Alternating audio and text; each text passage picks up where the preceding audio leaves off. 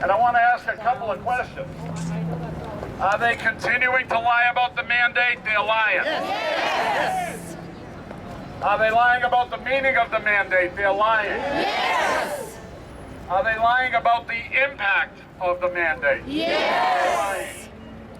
Are they lying about the reach of this mandate? Yes. They're lying. Are they lying about the reality of the mandate? Yes. They certainly are. And we can't continue to accept these lies.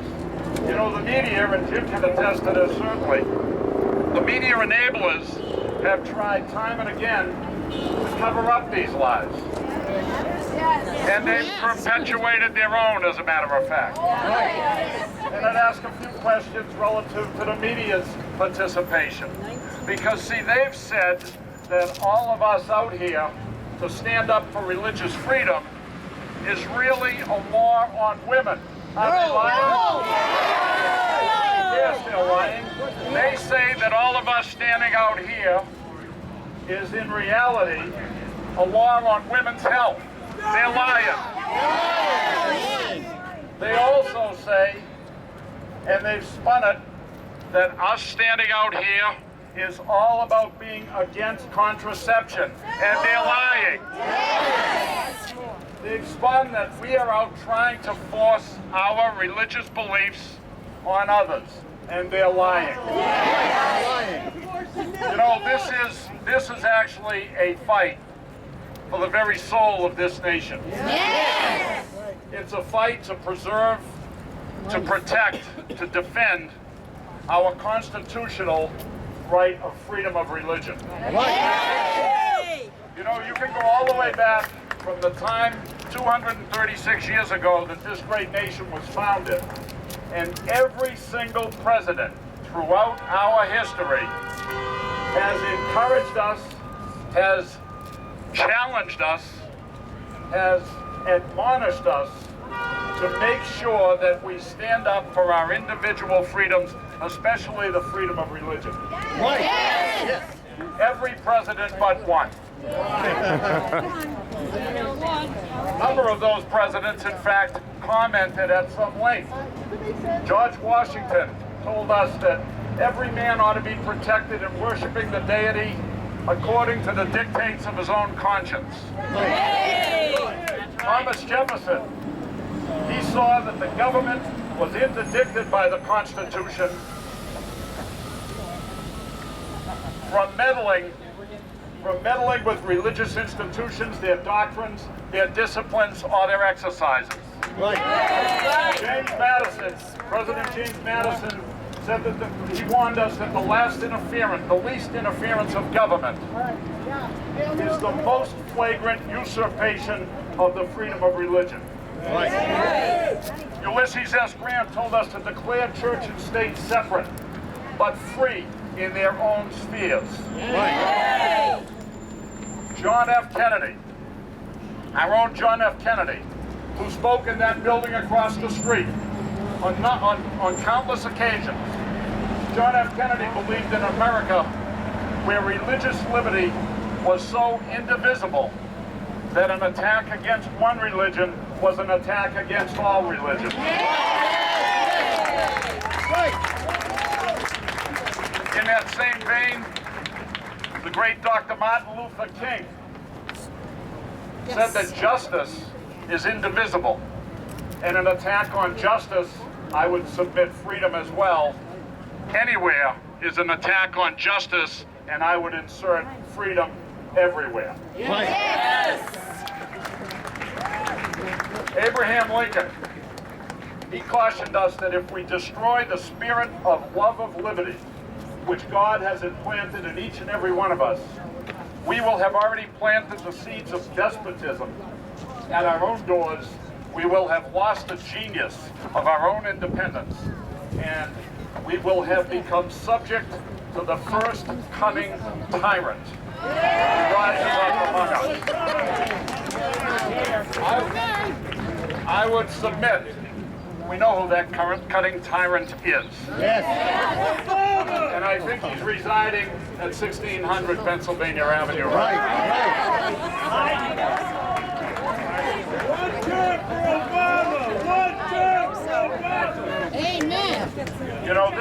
this rally is not about, it's more than about abortion. It's more than about euthanasia. It's more than about this current mandate. The attack that manifests itself in this mandate. It's more than about the pending doctor-prescribed suicide initiative that we'll have on the ballot in November. It's more than all of that. It's really about passing, you know, the torch of freedom has been passed through the generations to us. And now I think this rally is about passing not only the torch of freedom to the next generations, but also the light of hope to new generations. Right. And I can tell you, I stand here with plenty of hope for the future generations, because it gives me hope to see so many young people out here today when they could be somewhere else enjoying the sun, enjoying the weather, but they're here enjoying their freedom of speech, standing up for freedom of religion.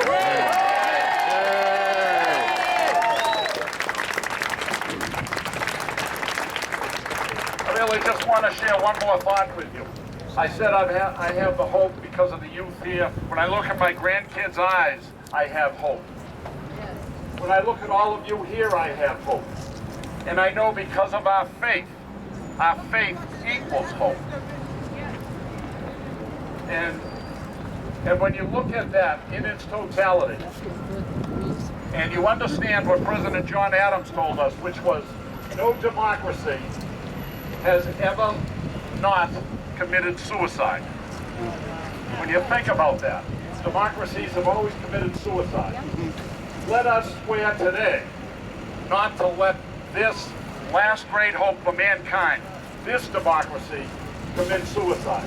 And a first step toward that is allowing this government to impinge upon, to step on, to trample our constitutional right to religious freedom. With that, I would just advise you that the current administration in Washington has put the mandate up on a website. So stay in touch with your collective groups, because there's a 90-day comment period. And during that 90-day comment period, it's imperative that we replicate on paper, replicate on the web, what we're here doing and saying today. And with the help of God, we will again prevail. Thank you and God bless.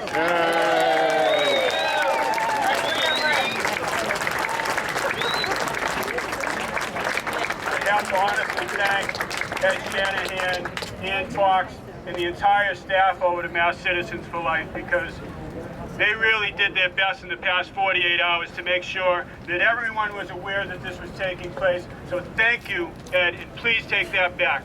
Thank you. Representative Lyons actually was able to clear his schedule.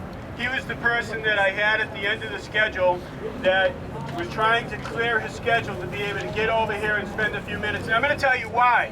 Because I asked around to all of the people that I know in politics, all of the state reps and all the senators, and I got the same signal each time that this man is our biggest advocate in the Congress.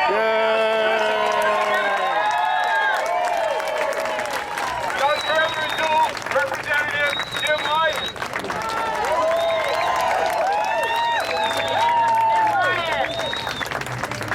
Well, this is certainly something new. I need a bullhorn.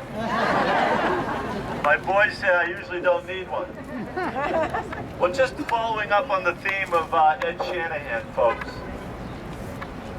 Have we had enough of politicians who tell us one thing when they're running for office, and then when they get elected, they do just the opposite? Have we had enough? Well, folks, I'm here to tell you, we've got to do the same thing in Massachusetts politics. We have to let people know in Massachusetts that we have had enough of politicians who tell us they're with us, but when it comes to voting with us, they vote against us. We can no longer allow politicians to get away with telling people one thing when they run for office and another when they get elected. So if you think there are problems in Washington, and we all know that there are, the Patrick administration has the same approach towards us that the Obama administration has. The Patrick administration wants us to spend $1.8 million of our tax money on abortion. Have we had enough?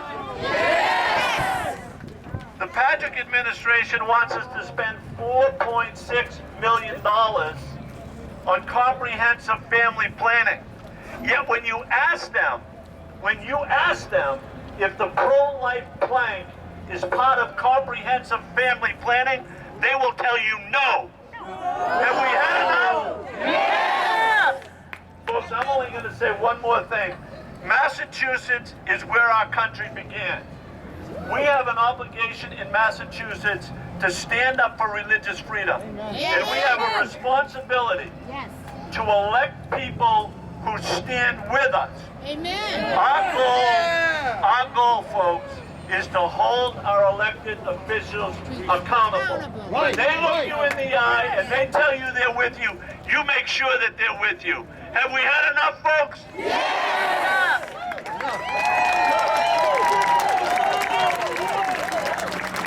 Thank you, Representative Lyons. Thank you for making it here. We're just going to do one quick hymn. Obama 2012, yeah!